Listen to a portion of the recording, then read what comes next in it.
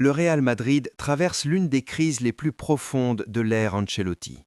Après l'humiliation du Classico, la défaite 1-3 face à l'AC Milan au Santiago Bernabéu a agi comme un révélateur.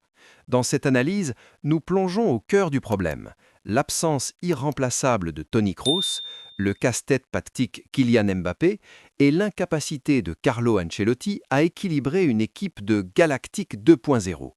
Nous décryptons les chiffres, XG, circuit de passe, les rumeurs de succession, Arbeloa, Xabi Alonso, et l'avenir d'un club qui semble avoir perdu son âme tactique. Le silence.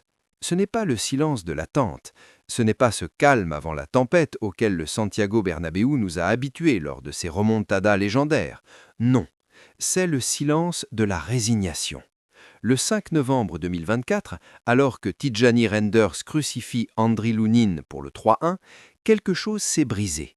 Ce soir-là, ce n'est pas seulement un match de poule de Ligue des Champions que le Real Madrid a perdu, c'est son aura, son invincibilité mystique.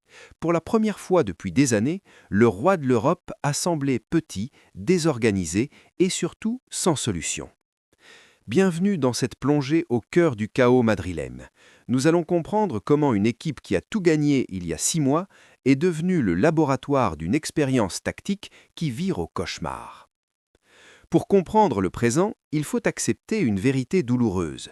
Le Real Madrid est en deuil. Le départ à la retraite de Toni Kroos n'était pas un simple changement d'effectif, c'était une amputation. Kroos était le métronome, le cerveau, celui qui décidait quand accélérer et quand calmer le jeu.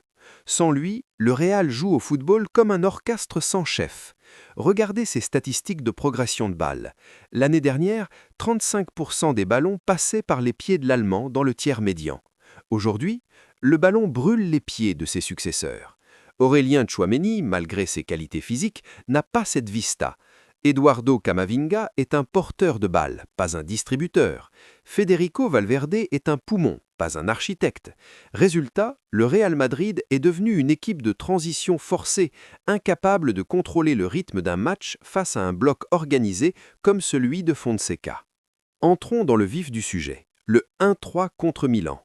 Paulo Fonseca a donné une leçon à Carlo Ancelotti. Comment ? En exploitant la plus grande faiblesse actuelle de Madrid, l'absence de compensation défensive de ses attaquants. Milan a joué avec une ligne de 5 en phase défensive, mais c'est leur phase offensive qui a choqué. Regardez la position de Rafael Leao. Il a littéralement mangé Lucas Vázquez. Mais pourquoi Vázquez était-il si seul ? Parce que le Real Madrid défend en 4-4-2 avec des ailiers qui ne redescendent pas. Vinicius et Mbappé restent hauts, attendant le contre, laissant le milieu de terrain couvrir des zones impossibles. Milan l'a compris. Ils ont surchargé les ailes, forçant Valverde à sortir de sa zone, créant des boulevards pour Reinders et Pulisic. C'est une faillite structurelle. Le Real a concédé 9 tirs cadrés à domicile. C'est du jamais vu pour un club de ce standing.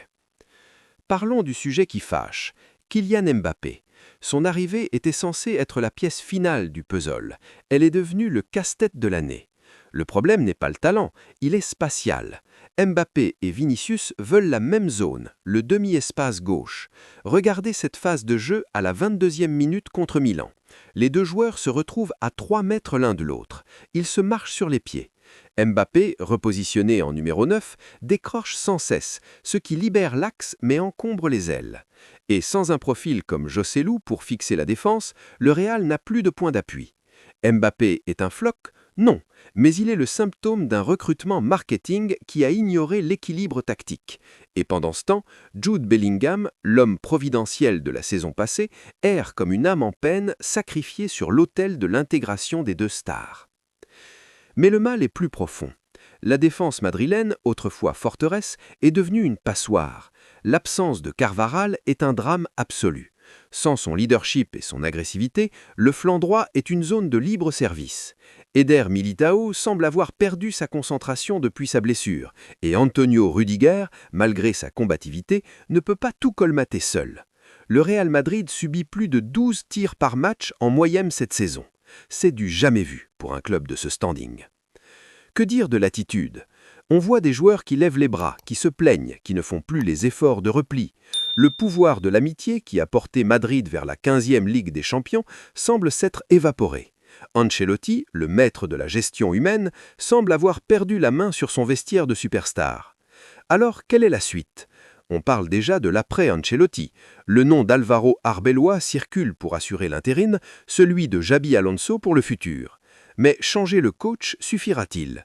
Le Real Madrid doit faire des choix radicaux. Faut-il sacrifier un attaquant pour équilibrer le milieu? Faut-il recruter massivement en janvier? Peut-être un profil à la Olysée pour apporter de la variété? Une chose est sûre, le crédit de Carleto s'épuise. Le Real ne peut pas se permettre une saison blanche avec un tel effectif. Le match contre Liverpool sera le juge de paix. Si Madrid sombre à Anfield, la révolution sera inévitable. Merci d'avoir suivi ce deep dive. N'oubliez pas de liker et de vous abonner pour ne rien rater des prochaines analyses tactiques.